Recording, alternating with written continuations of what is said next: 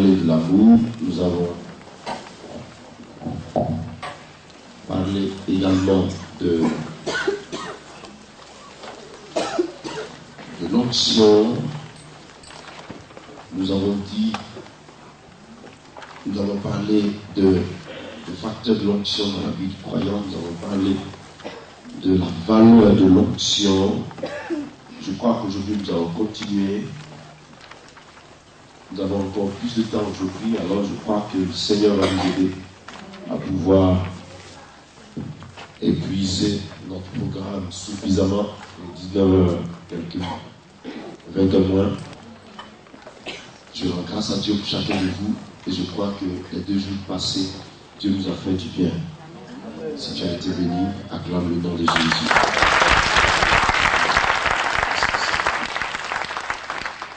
Nous voulons avancer aujourd'hui en eau profonde avec le Seigneur.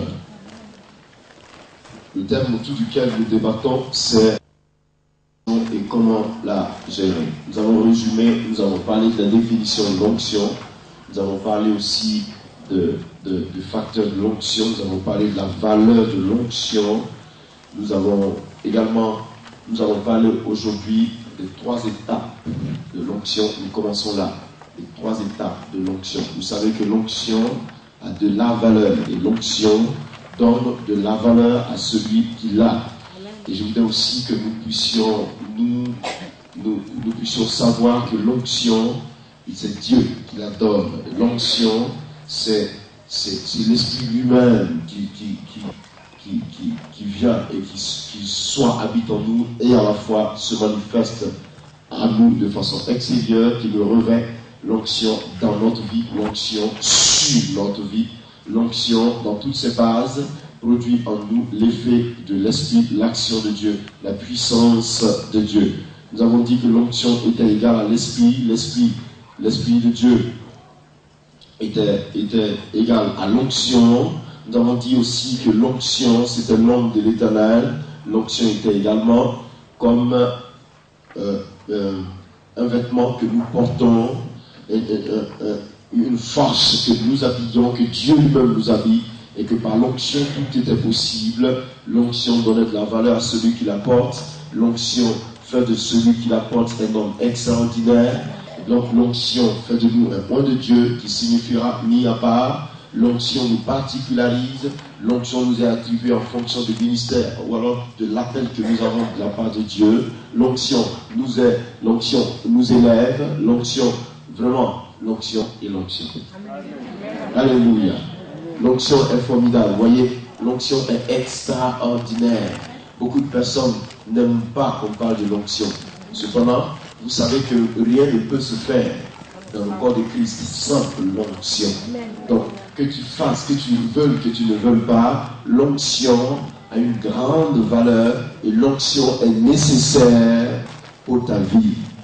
C'est très important, mes amis. Même quand vous chantez, même en tout ce que vous devez faire, ou alors vous pouvez faire, l'onction a une grande valeur. Et regardez un peu encore l'onction. Hier, nous avons dit que l'onction il y avait 2 facteurs. Il y a le facteur intérieur de l'onction et le facteur extérieur de l'onction. Et aujourd'hui, nous allons poursuivre encore avec les 3 étapes de l'onction. Nous parlerons également du caractère de l'onction, c'est-à-dire quel est le caractère que détient l'onction. Je voudrais en parler afin que vous compreniez de façon plus ample ce que Dieu peut faire par vous. Vous allez voir que le Seigneur peut faire beaucoup de choses par vous. Je voudrais que nous commencions par le caractère de l'onction. Voyez, le caractère de l'onction, nous commençons par là et nous allons voir tout à l'heure les 3 étapes. Je préfère que nous commencions par le caractère avant d'atteindre les 3 étapes que l'onction détient. Regardez un peu, mes frères, mes sœurs. L'onction a un caractère. Vous allez me dire, mais un caractère, c'est un homme qui doit l'avoir. Comment une onction peut avoir un caractère? Effectivement, l'onction a un caractère. À partir du moment où l'onction, nous avons dit que l'onction était égale à l'esprit, vous voyez. Or, l'esprit a une personnalité. Si l'esprit a une personnalité, l'esprit est donc une personne. Alors, elle a donc un caractère. Bien. Donc, nous voulons toucher le caractère d'onction. L'onction a un caractère qui est très particulier. Premièrement, vous verrez que l'onction a un caractère renouvelateur. L'onction a un caractère renouvelateur. L'onction dans la vie d'un homme peut se renouveler. L'onction dans la vie d'une tierce personne peut se renouveler. Regardez un peu, vous avez l'onction aujourd'hui. Demain, cette onction que vous avez eue aujourd'hui peut se renouveler demain. Après-demain, elle pourra encore se renouveler. Et vous voyez, l'onction, dans ce caractère renouvélateur, vous pouvez comprendre que cette onction a toujours besoin, quand elle est restaurée en vous, elle fait de vous un homme qu'on ne peut pas comprendre, en ce sens que, aujourd'hui, vous vous comportez d'une façon. Par exemple, derrière la chair, je peux être calme, tout l'occulte, tout le temps. Je suis calme, je ne bouge pas, je ne fais rien. Mais demain, vous me voyez, je suis encore en train d'être quelque chose d'autre. Je ne sais pas si vous me comprenez. C'est-à-dire, aujourd'hui, je peux être calme, demain, je suis. Ça, ce n'est pas votre problème. L'onction se renouvelle. Et vous pouvez comprendre qu'à chaque étape, à chaque prédication, à chaque action, à chaque manifestation du Saint-Esprit, l'onction cherche toujours à faire quelque chose de plus qu'au préalable. L'onction se renouvelle. En ce sens que j'aurais prêché aujourd'hui, je viendrai encore, je prêcherai demain. Vous me verrez chaque fois dans une dimension qui ne ressemble pas à la première gamme. Vous voyez, par exemple, là, il y a de cela 5 ans. Il y a de cela 5 ans, je ne me comportais pas comme aujourd'hui. Et par exemple, vous changez de ville, vous prêchez à Paris, vous partez prêcher à Lyon, vous allez encore à Bordeaux, vous verrez que l'onction se manifestera, l'onction s'adaptera aux conditions de vie des gens que vous allez rencontrer, l'onction se manifestera toujours en fonction du terrain que vous avez en face de vous, soit que Dieu veut confondre, soit que Dieu veut glorifier son nom, soit que Dieu veut faire autre chose. En tout cas, l'onction aura toujours, elle se renouvellera toujours et s'orientera toujours en fonction du besoin que le peuple en face présente. C'est pour cela que vous verrez par exemple, vous allez par exemple dans un, comment on appelle ça, dans un pays où il y a beaucoup d'incrédulité. Vous comprenez? Vous allez dans un pays par exemple, les gens sont beaucoup incrédules, ils ne croient même pas en Dieu.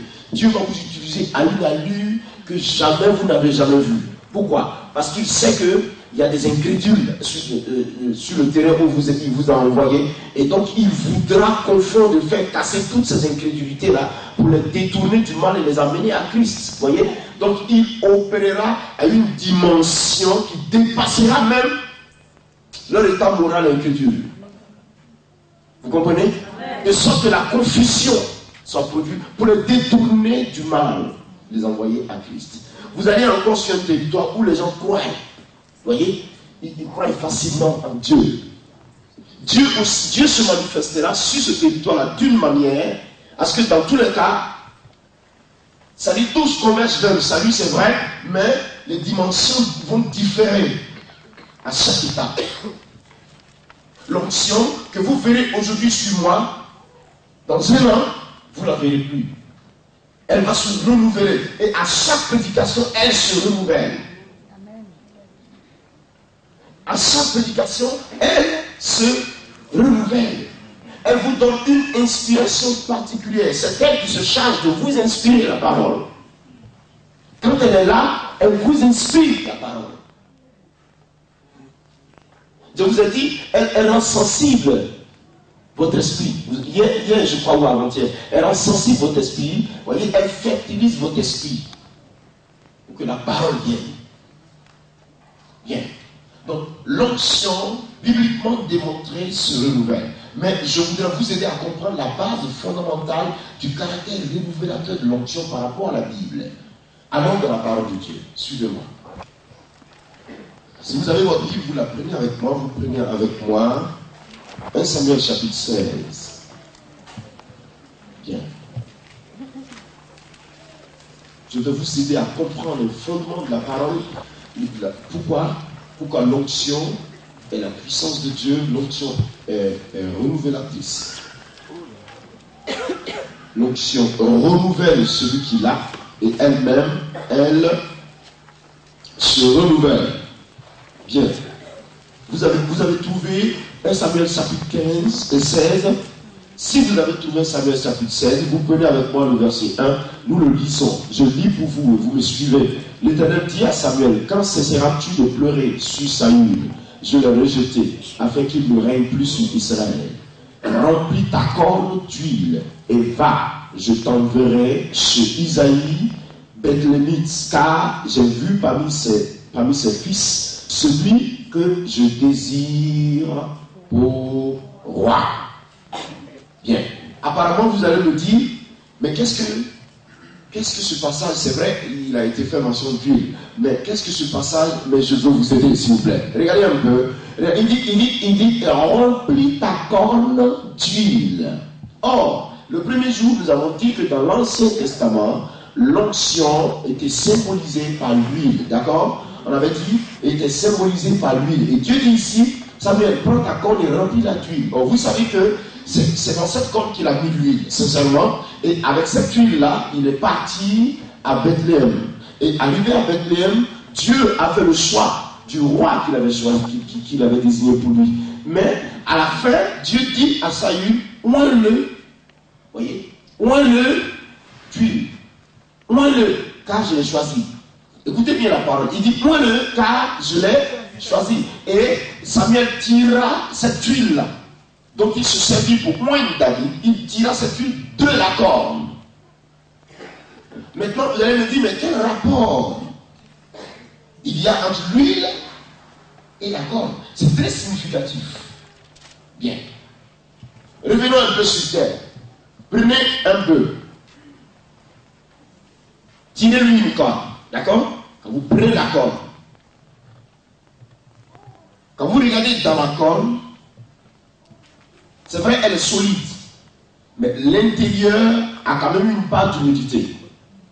Voilà. C'est creux. Et l'intérieur au contact d'un liquide quelconque est non seulement va se mouiller, mais il y a quand même que vous allez sentir quelques particules de chair ou alors de c'est pas moi je sais pas, de débris, ce qui est certain, ce ne sera pas propre. Amen. Et vous allez remarquer que l'eau au contact de l'intérieur de la corne, au bout d'une journée, sinon le lendemain, va commencer à sentir. Vous êtes d'accord avec moi? Bien. Ça, c'est le premier pas. Le deuxième aspect, la corne est un élément défensif du taureau ou alors du bœuf. Il se défend à partir de ses cornes. C'est-à-dire, sa force se trouve dans ses cornes.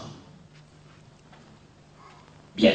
Donc ici, la corne est synonyme de force et de puissance. Vous me saisissez? Quand le taureau se bat, c'est pas avec les pattes, hein? C'est ici. Sa gloire se trouve dans ces deux cornes. Quand il fonce, c'est avec ça. Quand il se défend, c'est avec sa force se trouve dans le corps. Et en Israël, le message officiel de Dieu, c'est pas la corde. Le roi arrive. On fabrique une trompette avec la corde. Et on souffle à l'intérieur. Ils ne prennent pas une trompette ordinaire. Ils prennent une corde.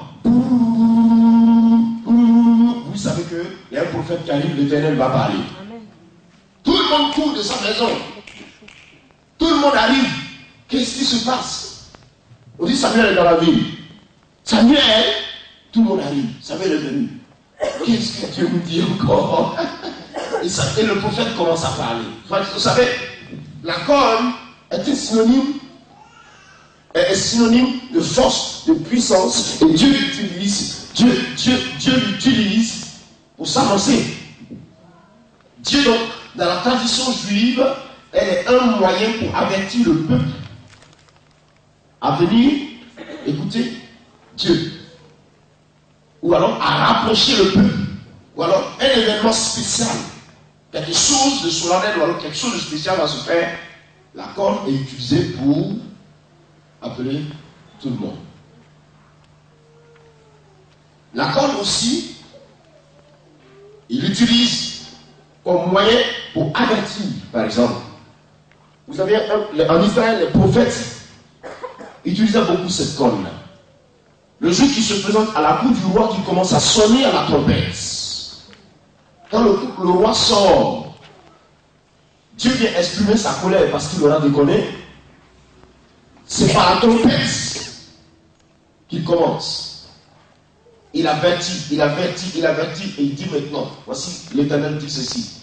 C'est bien sûr, la corne est utile. Et la corne est à la fois synonyme de force, de puissance, de force. Et c'est à l'intérieur de l'huile qui va servir. C'est-à-dire, l'huile qu'on va utiliser pour oindre les rois se trouve dans la corne. Vous comprenez? Je ne sais pas si vous saisissez la relation entre l'huile et la corne. Pourquoi Dieu dit à Samuel, prends ta corne et remplis-la d'huile? Il pouvait dire, prends une assiette. Entre nous, on peut utiliser aussi une assiette dans tous les cas. Mais Dieu dit, prends ta corne. Et il était donné aux prophètes. Il n'y a que eux là qui pouvaient consacrer ce que Dieu voulait. C'est eux qui avaient ça. Et la plupart, c'est eux qui l'utilisent. Pourquoi? Parce qu'ils sont avertisseurs. Ils sont envoyés de Dieu. Ils sont proclamateurs du verdict de Dieu. Alléluia. Et à l'époque, Dieu les utilisait de façon spéciale. Pas qu'il n'utilise pas encore les prophètes aujourd'hui de façon spéciale, non. Mais à l'époque, en tout cas, quand on dit qu'un prophète est là, voilà, Élie est venu dans la ville, ça va chauffer. Tout le monde a peur. Qu'est-ce que Dieu nous veut encore? Vous voyez, sa présence était toujours un signe d'avertissement.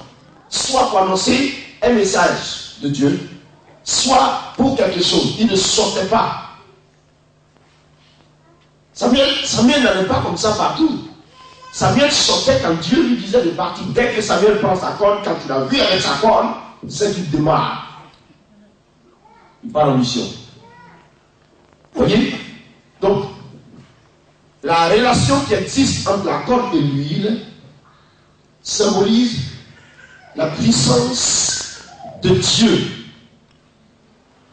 L'onction, qui est la puissance de Dieu. L'onction dans la corne.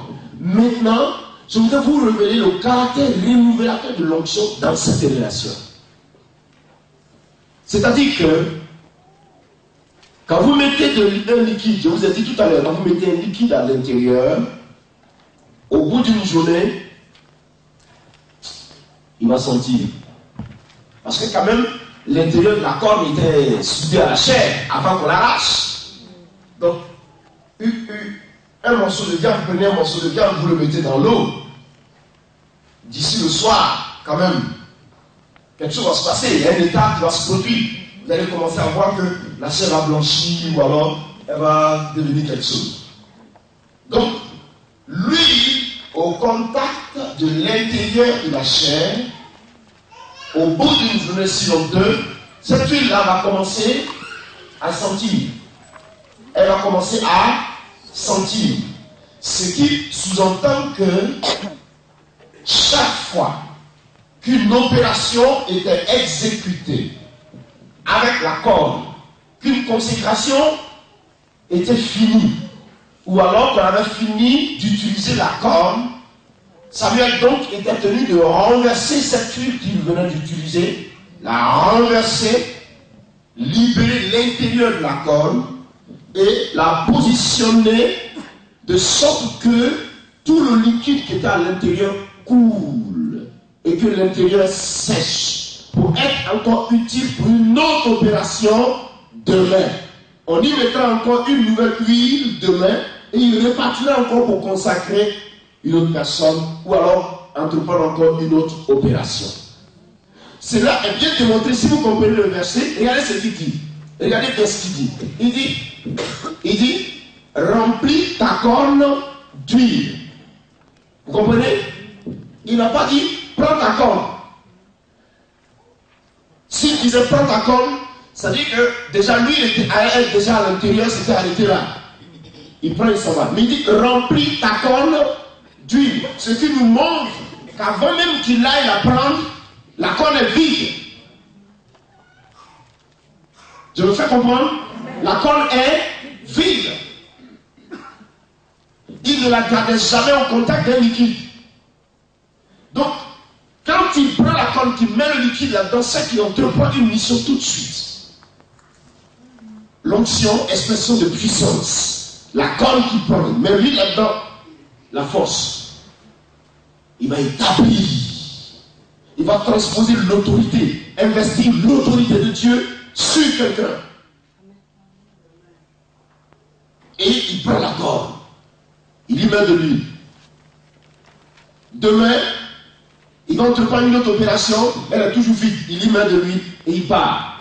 Quand il finit, il la libère. Il la vide. Il la pose pour que l'intérieur sèche.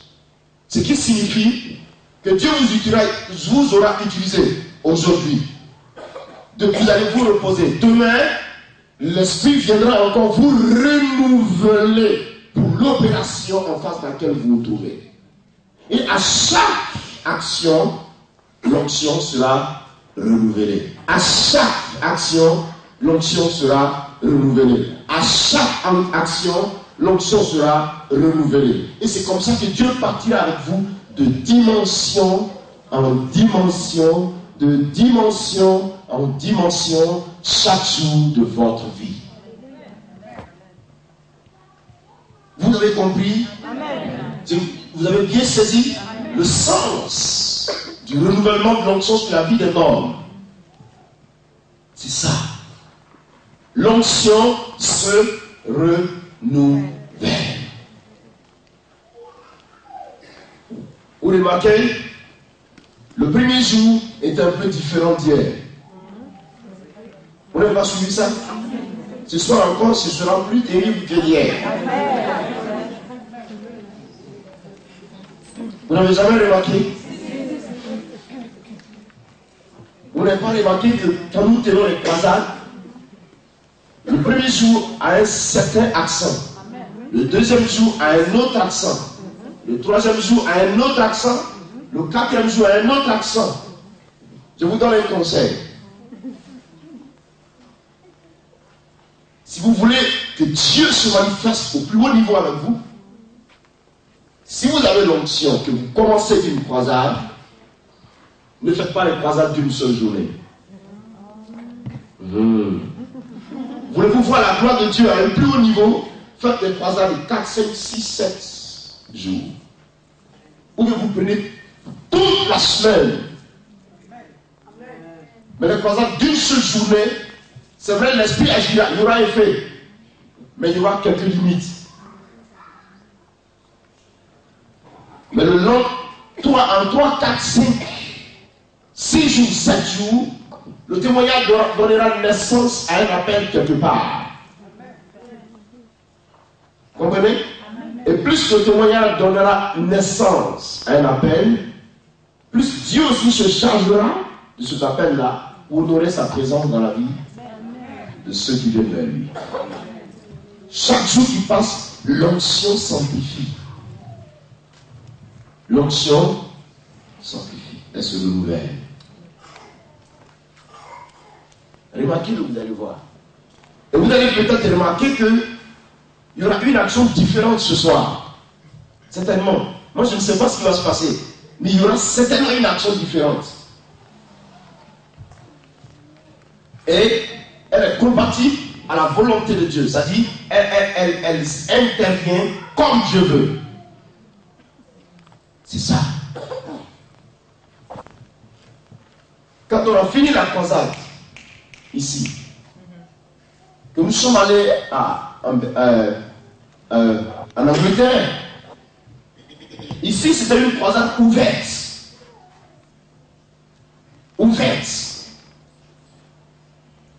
Où des guérisons, des miracles se produisent, tout ça en un laps de temps. Béni soit le nom du Seigneur. Amen. Nous sommes partis en Angleterre, nous avons commencé la première semaine une croisade ouverte. Mais la deuxième semaine, l'Esprit m'a rabattu sur l'enseignement typiquement. Je n'ai pas compris. Ah, tu peux même pas dire Jésus est né à Jaune, à Bethléem. Je suis en train d'enseigner. Faites ça, la Bible dit ça, la Bible dit ça. Alors que c'était le cœur du peuple qui était en train d'être dévoilé. Mais guérir des situations pas possibles. Je vous dis, des situations pas possibles. Les gens quittent l'enseignement, ils s'en vont à la maison se réconcilier avec leur femme. Ils quittent l'enseignement, ils vont à la maison demander pardon à ceux auxquels ils mettent toutes sortes de choses, des familles rétablies, des églises transformées. Mais où j'ai été plus étonné par l'Esprit de Dieu, c'était, je crois, une dimension, alors le troisième dimension, le deuxième, je crois. Dans cette église-là, les responsables de l'église avaient mis le pasteur dans une condition de vie minable. Mais une condition de vie minable, le monsieur, le pauvre. Ma fille, tu as suivi ça, non? Mais c'était terrible. Quand j'ai appris ça après, la nuit j'ai pleuré, j'ai dit, mais c'est pas possible. Comment je suis devenu?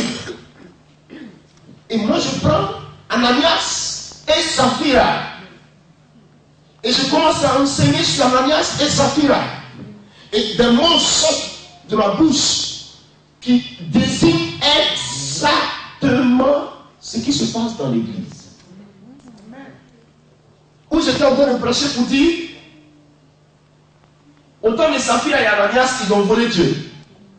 Et aujourd'hui, dans nos églises, nous volons Dieu. Et j'étais en train de dire, de fois vous rentrez dans une église, les responsables sont ceux-là même qui gèrent le foyer du pasteur, ils gèrent sa nourriture, on lui fait un calcul, bon, aujourd'hui, donnons-lui 20 livres pour la nourriture, 30 livres pour son courant et son eau, 15 livres, bon, pour ses petits déplacements, et puis bon, ça suffit comme ça. Alors que c'était exactement ça. Et puis les sommes exactes. C'était terrible. Les sommes exactes, comme si on avait dicté ça. Le pasteur tremblait comme ça, derrière la chair. Et l'autre qui vient lui dire, qu'est-ce qui se passe? Ce gars-là, il a l'œil de Dieu. Et le pasteur commence à se concerter. Quel est ce type-là? Apparemment, je ne sors pas. Je suis dans la chambre toute la journée. Quand je sors, c'est qu'on est venu me chercher pour aller à la prédication. Quand j'ai fini, je retourne dans ma chambre. Je n'écoute personne. Je m'en vais écouter le Saint-Esprit. Demain, qu'est-ce que tu veux que je fasse? Là, je viens de mon centre d'hôtel. Quand j'aurai fini, je rentre là-dedans. C'est fini, à demain. Et je vous en prie, les sommes exactes. Les responsables de l'église étaient fâchés. Et même quelque chose qui m'a épaté. Deux personnes étaient dans l'église. Pendant que j'étais en train de dire, même quand vous venez donner à Dieu, vous calculez ce que vous voulez donner à Dieu. Et vous discutez en route. L'autre dit à son ami, toi tu vas donner combien? Et l'autre dit, toi tu vas donner combien? Et j'étais en train de sortir ça. Hein? Et l'autre dit, moi je vais donner 10 livres. Et l'autre dit, non, les 10 livres là, c'est trop. C'est pour nourrir le pasteur, je vais donner 5. Et c'était exactement la discussion qui venait de se produire dans la rue avant qu'il n'entre dans la salle. C'est pas possible. Je vous dis que ce n'est pas possible. Les deux jeunes gens commençaient à transpirer froidement. Ils ont transpiré. Les gars disent, vu là. Le monsieur là. Et le frère qui leur a dit, ça vous a pris. Mais tout est remis en ordre. Est-ce que tu sais qu'il a une voiture maintenant? Le pasteur a une voiture en ce moment. Sous l'ordre, il a une voiture en ce moment. Et même ce qui était encore étonnant dans l'enseignement, je disais, vous savez, quand vous faites ça, à Londres ici, ou alors quand l'église ou les chrétiens se comportent de la sorte, n'oubliez pas une chose, c'est que chaque chose a son temps. Celui qui aura marché aujourd'hui, qui aura fini les talons de sa chaussure, demain, dans la rue, il va te regarder aussi. Et il va passer. Parce que vous voyez votre pasteur, par exemple, qui n'a rien, il marche. Il dit, oh, peut-être même que le gars a une seule veste. Il porte la seule veste tous les jours. Vous le voyez pendant qu'il pleut, vous dites, ah, pasteur, comment ça va? À demain. Et puis vous tirez votre voiture. C'était exactement ce que le pasteur vivait. Parce qu'il paraît que 2 semaines avant, le diacre l'a abandonné sous la pluie. Le diacre l'a laissé là. Pasteur, on a demain. Sous la pluie, avec sa femme et ses enfants. Je ne sais pas quelles sont ces paroles-là qui étaient à mes lèvres. Vous voyez. Alors que nous étions en tournée d'évangélisation. Mais comme l'onction connaissait les gens et leurs problèmes, Dieu voulant guérir son peuple, va t'orienter autrement que ce auquel toi-même tu t'étais préparé. Mais l'église a été délivrée. Le pasteur a une voiture en ce moment. Il paraît que le pasteur est une chose. Comment ils appellent la Willis? C'est Willis. Pasteur Willis. Ah, elle le connaît certainement. Tu le connais? Oui. Il a une voiture comme aujourd'hui. Il roule en voiture. Mais le monsieur, trois jours après, on s'est retrouvés, les pasteurs sont retrouvés, ils m'ont appelé. Mais le pasteur lui tremblait comme ça, jusqu'à 1h du matin. Il dit non. Je n'ai jamais vu une aussi grande précision de Dieu. Il dit de toute ma vie, il dit c'était terrible. Je dis que c'était terrible, c'est pas possible. Dis-moi, comment tu marches avec Dieu, toi? Dis-moi un peu. Quelle est cette affaire que tu as, la complicité que tu as avec Dieu? Tu es venu ici à Londres, on ne t'a même pas rendu visite. Personne ne va te voir. Et tous ils savaient que je ne recevais personne. Mais quelle est cette précision de Dieu? Même les chiffres. Donc, l'onction, vous savez, l'onction, quelquefois, ce que vous avez préparé et vous êtes venu, l'onction connaissant les cœurs, vous oriente autrement. Pour guérir la vie. Laissez-vous faire. Laissez-vous faire. Alléluia. L'onction se renouvelle. Vous verrez à des jours beaucoup de miracles de guérison, beaucoup. À d'autres réunions, il n'y a que 2, 3, 4 personnes guéries. Ne vous attristez pas. C'est le plan de Dieu. Amen. Laissez ça comme ça. Demandez-moi, je sais ce qui se passe. J'ai été fouetté par le Saint-Esprit et depuis ce jour, j'ai été délivré. Oh, On ne joue pas avec Dieu. Dis à ton ami, ne joue pas avec l'esprit. Je vais une croisade. Je prêchais une femme qui avait une faute, la folie, 15 ans. Elle a été guérie de paralytique, 13 ans, 14 ans, 15 ans. Et un petit jeune homme de 15 ans était muet et sourd. L'enfant, j'ai tout fait. Il ne guérit pas. Ah, il dit, Seigneur, c'est quoi? Tu as guéri même les folies, tout ça. Et c'est ça qui est une assiduité. Je lui impose de au nom de Jésus, viens ma fille. Il a demandé comment ça se passait. Il dit au nom de Jésus. Est-ce que muet sourd sort? Ferme tes yeux. Il ne réagit même pas. Il dit ouais, c'est que ceci. Il attrape ici. Au nom de Jésus, il vient. Et qu'est-ce que c'est ça? Il dit merci pour ta grâce. Ouh la maman, c'est comment on y a maman. Je lui dis encore. Au nom de Jésus, viens. C'est quoi ça? Je me suis attristé. Tu fais à la maison, je suis triste. Je me prosterne devant Dieu pour faire ma prière. Il me dit merci, mais je ne suis pas content. Tu as guéri tout le monde et tu as laissé le tout petit. Dieu s'est fâché contre moi. J'ai souffert cette nuit-là.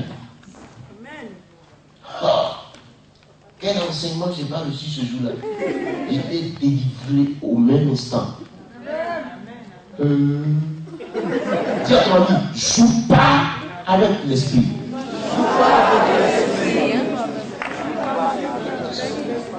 Vous savez ce qui s'est passé? J'aime prier prosterné, donc je me suis prosterné. Père, béni soit ton nom, au nom de Jésus, merci pour ta grâce, merci Seigneur, merci, je ne suis pas content, tu n'as pas bien. Vous savez, moi je parle avec Dieu comme mon ami. Hein. Si vous priez, vous m'entendez prier Dieu, vous allez vous dire, mais il voit le Seigneur arrêter là de moi. Parce que je lui parle, je prends un langage comme si on était face à face. Donc, mon front a coulé le sol. Bon, je pensais que c'était par maladresse. Quoi. Voilà, donc pour moi, c'est par maladresse, je continue ma prière. Je prie. Bon, j'ai pensé, j'ai toujours considéré ça comme une maladresse. Je continue à prier. Cette fois-ci, le front cogné. Ça commence à s'enfler. Qu'est-ce que se passe? L'esprit a crié sur moi. Qui t'a appris que c'est toi qui devais guérir les malades? De toi et moi, qui est le maître de qui? Qu'as-tu à t'attrister? Parce que je n'ai pas guéri cet enfant. Je fais ce que je veux, comme je veux, quand je veux. Ah! Je me suis abaissé, il dit, chef, pardon, chef. Pardon, il ne faut pas m'enlever la vie, Et puis je ne veux plus faire ça. Dieu est une personne. Dieu est une personne. Apprenez à communiquer avec lui comme ça. Votre papa. Dieu est une personne qui t'a appris que c'est toi qui guérissais les malades. Quand l'esprit m'a sermonné, tu ne penses pas que toi-même tu peux tomber malade. Que Dieu a besoin de moi pour guérir. Je fais comme je veux. Il m'a sermonné. J'ai pleuré, je me suis repenti. Pardon, chef, ne m'enlève pas la vie, pardon. Prends ta gloire, fais ce que tu veux. Pardon. Depuis ce jour-là, j'ai fait une croisade, que tu sois guéri. Que tu ne sois pas guéri, ça ne fait pas mon problème.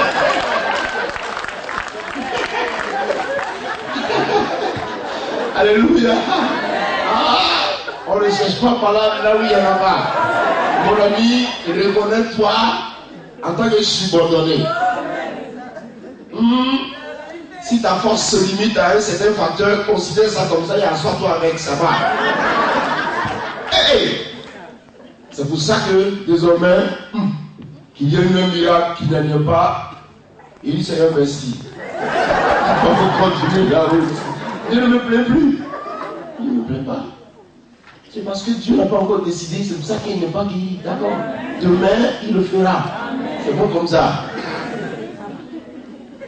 Vous savez, toute notre vie, nous serons toujours à l'école du Saint-Esprit. C'est important. Alléluia. Amen. Donc, vous voyez que l'esprit se renouvelle. Et l'esprit renouvelle nos forces. Sous l'onction, vous ne vous fatiguez pas. Mais quand vous n'êtes plus sous l'onction, la chair vous lâche. La Bible dit quoi? Il dit, la chair est faible, mais l'esprit est bien disposé. Si vous comptez sur l'esprit, 24 sur 24, il opère. Ouh là là, 24 sur 24, il opère. Mais si vous comptez aussi sur cette force qu'il détient, vous vous tuez, parce que la chair ne peut pas suivre le rythme de l'esprit. Vous comprenez? Or, il faut savoir aussi gérer ce corps-là. Parce que plus vous vous fatiguez, plus le dynamisme ralentit, et plus vous ne répondez pas spontanément aux exigences de l'esprit. Parce que la chair, c'est comme un appareil, hein. Quand il s'use, il ne répond plus valablement comme au temps où il était nouveau. C'est pour ça qu'il faut gérer le corps. Vous le gérez, l'esprit le renouvelle. Le renouvelle. En tout cas, il renouvelle. Il vous renouvelle. L'esprit est renouvellateur. Je crois que le Seigneur est en train de nous faire du bien ce soir. Amen. Alléluia. Amen. On va toucher le deuxième aspect. Le caractère communicatif de l'onction. L'onction est communicative. Le caractère communicatif de l'onction. Pour mieux découvrir le caractère communicatif de l'onction, prenez l'exemple de Élie et Élisée. Voyez. Vous, venez mes filles, venez les filles, venez à toi. Arrêtez-vous ici avec moi, à toi. Faites pas peur. Vous me faites face au même niveau, vous restez au même niveau. Vous me faites face. Elles sont trois. Bien. Je vous parlerai, j'enseignerai comment recevoir l'onction, hein? J'enseignerai. Mais, pour vous montrer, par rapport au caractère communicatif de l'onction, je vais vous montrer quelque chose qui va vous aider. J'aime bien aller sur le terrain pratique. Quand c'est comme ça, on comprend mieux. Je prends 3 sœurs. Vous voyez les 3 sœurs qui sont là. J'ai l'onction sur moi. Bien. Et chacune d'entre elles désire cette grâce. Le fait qu'elle demeure dans mon entourage comme ça. Vous voyez? Dans mon entourage, l'onction affecte leur vie. Il n'y a rien à faire. Le fait de demeurer dans cet entourage-là, parce que elle a autorité et elle est autorité, vous comprenez? Et puis, elle, quand vous l'avez, là où vous produisez, elle occupe tout l'espace dans ces lieux-là. Par exemple, ce soir, si quelqu'un a un esprit mauvais, et le démon ne supporte pas ce que je suis en train de dire, ce n'est pas parce que la personne est allée s'asseoir au dernier rang là-bas, que l'Esprit de Dieu n'ira pas la toucher. Parce que l'onction soutient la parole et opère partout. Si nous étions 10 000 personnes, l'Esprit agirait au compte de 10 000 personnes ce soir. Si nous étions 200 000 personnes, il agirait exactement au compte de 200 000 personnes ce soir. Peu importe le nombre que vous êtes, ce n'est pas son problème. Il fait son travail. Donc, à force de le côtoyer, parce que j'ai reçu cette grâce, elle aussi reçoit l'onction. Sans l'avoir voulu. Oui. C'est pas parce qu'ils ont dit Seigneur, donne-nous, donne-nous. Non. Tu as touché. C'est fini ça. Voyez. À force d'être avec moi, suivez-moi, suivez-moi. Comme ça. Suivez-moi les filles. Je vais par la droite. Je vais par la gauche. Je vais par la droite. Je vais par... Elle me suit. Elle me suit. Je dis bon. Et il m'a fait apporte-moi le sac qui est là. Elle obéit. Vas-y, vas-y. Elle obéit. Elle m'envoie le sac.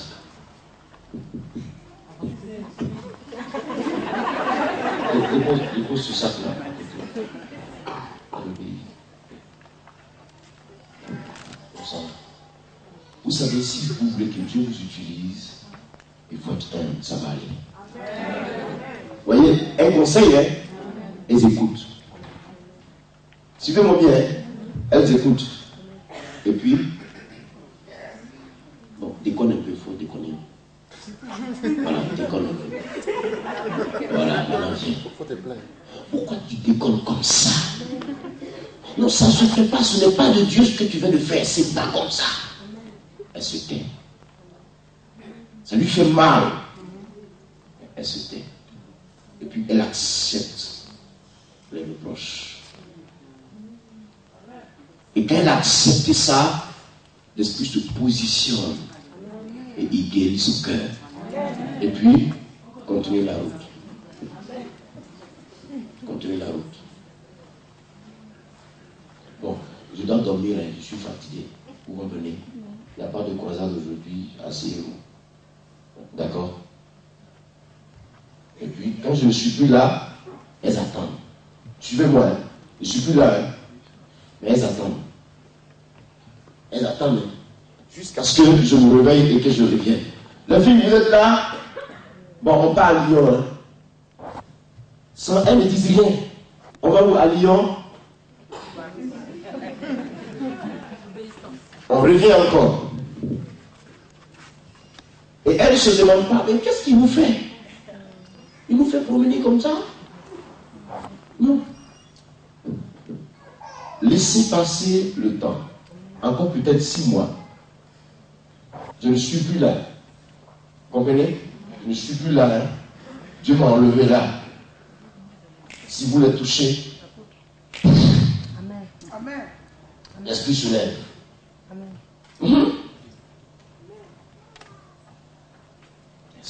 L'esprit, je ne suis plus là. Mais elle vient se produire. L'esprit va agir exactement selon qu'il a fait par ma vie. Amen. Transmission de Jésus aux apôtres. Amen. Transmission de Élie à Élisée.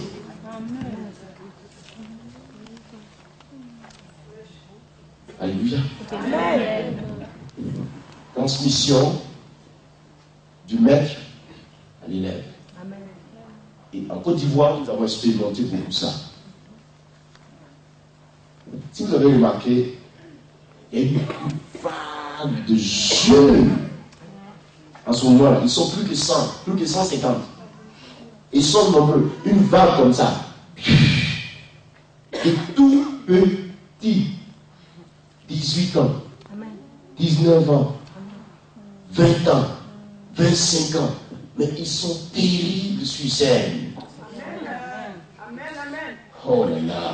Comment pensez-vous que je peux être comme ça en train de divaguer dans le monde alors que j'ai une église de 3000 membres derrière moi? En Côte d'Ivoire. Comment vous pensez que c'est possible? Quelquefois, vous allez vous poser la question. Ah, il est hors d'Abidjan comme ça. Il est sur l'église. Vous voyez, non? Mais la structure est fiable derrière moi. L'organisation est telle que je sois là. Ça marche. Que je ne sois pas là, ça marche. Parce que le travail de base a été réussi. De n'avoir pas caché, conservé la grâce pour moi seul, mais affecter la vie des autres, les entraîner avec moi. Alléluia. Jésus dit quoi? Ce que tu m'as donné, je leur ai donné. Et beaucoup de nous, les hommes de Dieu, avons fait une grosse erreur. Le jour qu'ils meurent, ces traces sont finies. Ça, c'est pas normal. Je dis que c'est pas normal. Les traces de Jésus n'ont jamais disparu. Jamais. Les traces de Paul, jamais n'ont jamais disparu. L'Esprit de Dieu est communicatif. L'apôtre Paul dit quoi? Je viendrai si telle est la volonté de Dieu pour vous communiquer quelques dons spirituels. La grâce se communique. Il y a transfert d'esprit. Et aujourd'hui, par exemple, hier, un d'entre eux m'a trouvé ici, Eric Yahi. Il m'a trouvé là, j'ai dit alors, on est allé discuter jusqu'à 3h du matin. Il me dit,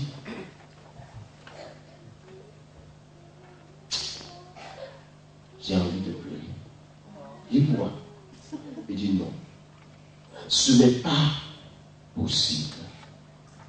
Je suis venu te remercier d'avoir obéi à Dieu et d'avoir affecté nous autres notre vie.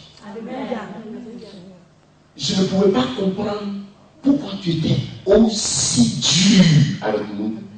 Je pensais que tu avais la haine contre nous. Mais aujourd'hui, qu'est-ce que je peux faire? Vous savez ce qu'il me dit? Il dit aujourd'hui où je suis, s'il te plaît, s'il te plaît, s'il te plaît. Dieu m'a fait du bien au travers de toi. Amen. Il dit non. Il dit non, l'Esprit de Dieu. Il dit, calme-toi. Vous dites, parce que je suis très sévère avec eux. Très, très, très sévère. Si vous vivez avec moi, ce n'est pas facile. Ma femme est fatiguée. Si vous êtes prophète de Dieu, on ne vous comprend pas. Vous êtes bizarre. Ils sont difficiles à gérer.